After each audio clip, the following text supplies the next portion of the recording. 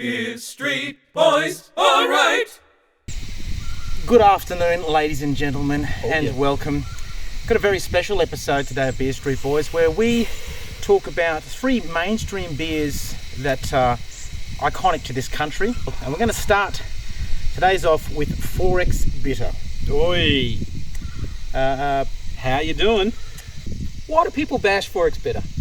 It has such a strong connection to the state of Queensland, the people we are, the sports we like, I guess the rivalry we have with other states. It gets a bad rap, I think, these days because for so long it was really all people had the choice of. When other foreign beers entered the market and now the craft brewing craze, people are spoiled for choice.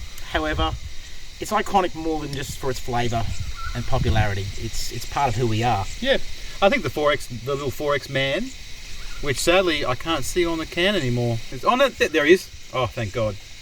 The font and the design, I think they're trying to make this look more like a craft beer can. I think there's been a rebrand recently. But what about the taste? For me, it's a refreshing lager. I drink it with gusto. It's a very easy to drink lager. It comes off the It's tongue a beer that I think is designed to be drunk very cold. I find it is quite sweet in a sense.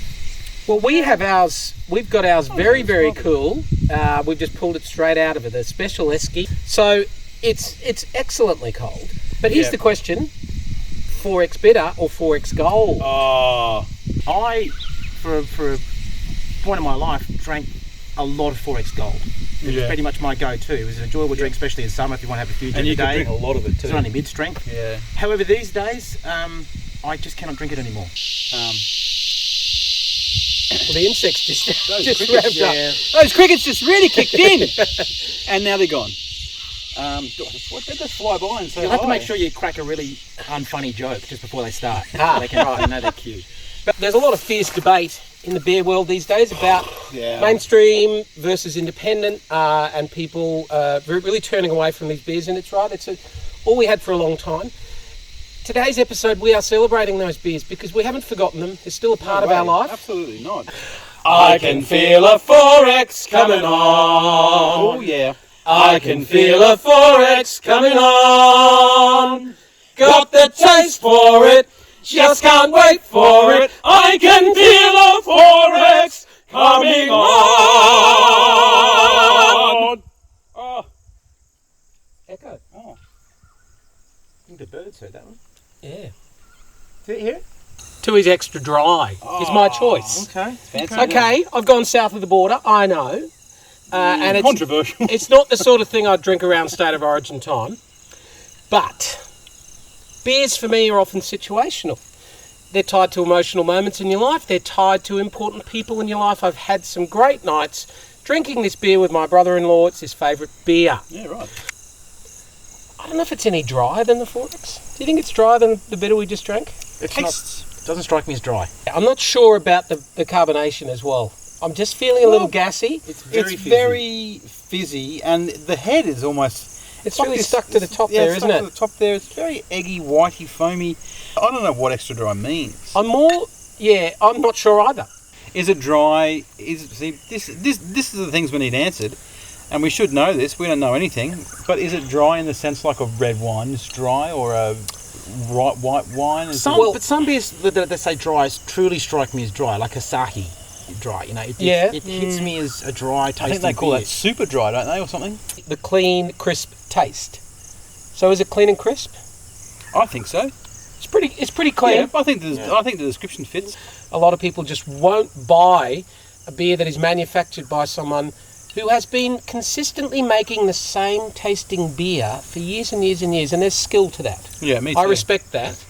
There is sometimes when we're drinking all these craft beers where I feel like I'm drinking a beer from someone who doesn't quite know. They're still figuring it out. They're still figuring it out. You want to know what you're going to get. Yeah. You want it to be consistent. Absolutely. I feel like a Tui's. I feel like a Tui's. I feel like a Tui's or two. Oh, yeah. Do you have two? I only brought one. Oh. Sorry. What have you got, Dommy? Look, fancy. fancy. Or did we say? I thought we were just going for run-of-the-mill beers. Have you gone premium? Just hang on a second. I'll go and grab it. Okay. Crown Lager. Well, How do you do fancy pants? How's your bank account going? When I was, young and Thin. thin. Me and my mate and his sister one night, we were very young. We went out to a fancy hotel and we didn't order 4X that night. We ordered Crown Lager, as you do for special occasions. You had your big boy pants on. Yeah. Had my own money, had everything. And we drank Crown Lager all night, and we thought we were pretty hip to the groove. But Crown Lager is a little bit like that here in Australia. It's funny like that. A lot of people used to buy Crown Lager cartons at Christmas time. Yes. It was special. It was like It really was. You'd shell out the extra cash. I remember that famous golfer, John Daly. Oh yeah. Yeah, he fell in love with it and would actually have the cartons of it on his private plane, so he could have it whenever he wanted to when he's in Australia. Yeah. There's a bit of controversy with this beer. Okay. 1919, I think it started. It came into production, and it wasn't originally called Crown Lager, Dave or Stu. It had a relationship with Foster's. Oh. It's a nasty word here in this country, Foster's. I think, if I remember it correctly, I might be wrong. Maybe you can correct me out there in YouTube land. It was called Foster's Crown or Foster's Super or something, or it was had Foster's in the title. It wasn't just Crown Lager. The lager was Foster's. Okay. Well, you can see why they dropped the association. Possibly. Made from 100% Australian malt. So Well, that's obviously great. It's That's from the something. country, That's which cool. is good. Do you think that tastes significantly better than a cheaper beer? Yeah. You do? Yeah, I do.